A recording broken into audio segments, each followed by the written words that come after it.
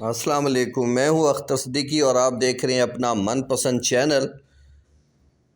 آج ہم آپ کو بتانے جا رہے ہیں کہ سینٹ کے چیئرمین کا انتخاب کون جیتے گا، عددی حساب سے کون آگے اور کون پیچھے ہے۔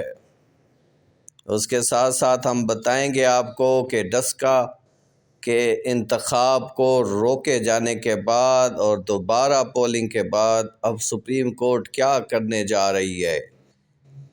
تو چلتے ہیں پہلی خبر کی طرف کہ سینٹ کے انتخابات کے لیے چیئرمین سینٹ کا انتخاب انتہائی اہم ہے، اور دیکھتے ہیں کہ صادق سنجرانی اور یوسف رضا گیلانی میں کون کامیاب ہوتا ہے۔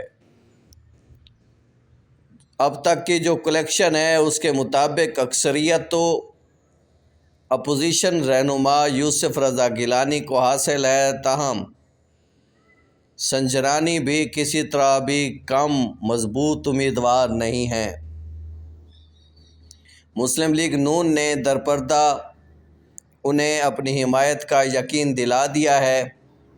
ذرائع کا کہنا ہے کہ نون لیگ چاہے کچھ بھی ہو، وہ بے شک جتنا ساتھ دے رہی ہو پاکستان پیپلز پارٹی کا، تاہم اندرونی طور پر وہ آج بھی پی پی کی اتنی مخالف ہے جیسے ماضی میں تھی،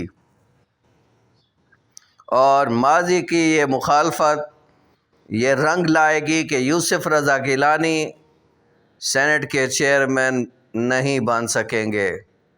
ذرائع کا کہنا ہے کہ نون لیگی امیدواروں نے، نون لیگی ارکان نے، سینیٹرز نے ساتھ دینے کا وعدہ کر لیا ہے، اور ہونے والے چیئرمین سینٹ کے انتخاب میں بڑا اپ سیٹ ہونے کا امکان ہے۔ ایک طرف زرداری اپنی کوششوں میں مصروف ہے کہ یوسف رضا گیلانی کو کامیابی ملے، تو دوسری طرف حکومت بھی اپنی کوششوں میں مصروف ہے کہ وہ جواب دے سکے اس سینٹ کے انتخاب کا جس میں یوسف رضا گیلانی ان کی مد مقابل حفیظ شیخ کو ہرا کر کامیاب ہوئے تھے اور حکومت کے لیے سبکی کا باعث بنے تھے۔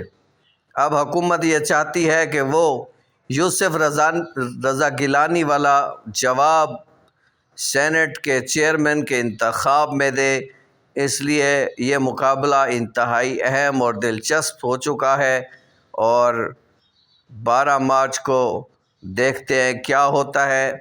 اور دوسری خبر، چیف جسٹس گلزار احمد نے ڈسکا کے ضمنی انتخاب کے دوبارہ کرائے جانے کے الیکشن کمیشن کے فیصلے کے خلاف دائر علی اسجد کی درخواست سماعت کے لیے مقرر کر دی ہے۔ سماعت کل جسٹس سپریم کورٹ کے 3 رکنی بینچ اس کی سماعت کریں گے۔ جسٹس عمر عطا بندیال کی سربراہی میں 3 رکنی بینچ اس درخواست کی سماعت کرے گا۔ اس حوالے سے متعلقہ فریقین کو اطلاعاتی نوٹسز بھی جاری کر دیے گئے ہیں۔ درخواست جو امیدوار نے دائر کی تھی، جس میں یہ کہا گیا تھا کہ انہیں سنے بغیر فیصلہ الیکشن کمیشن میں دیا، حقائق شواہد کو مد نظر نہیں رکھا گیا، اور اس کے ساتھ ساتھ یہ ڈسکا کا انتخاب اہمیت کا حامل ہے، اس لیے اس کو ان کی کامیابی کو برقرار رکھا جائے اور الیکشن کمیشن کے فیصلے کو کالعدم قرار دیا جائے۔ کل سماعت ہے اور کل دیکھتے ہیں کیا ہوتا ہے۔ انشاءاللہ جب وہاں سے معلومات مزید ملے گی تو انشاءاللہ نئی خبر کے ساتھ پھر حاضر ہوں گے۔ اس وقت تک کے لیے اجازت دیجیے۔ اللہ حافظ۔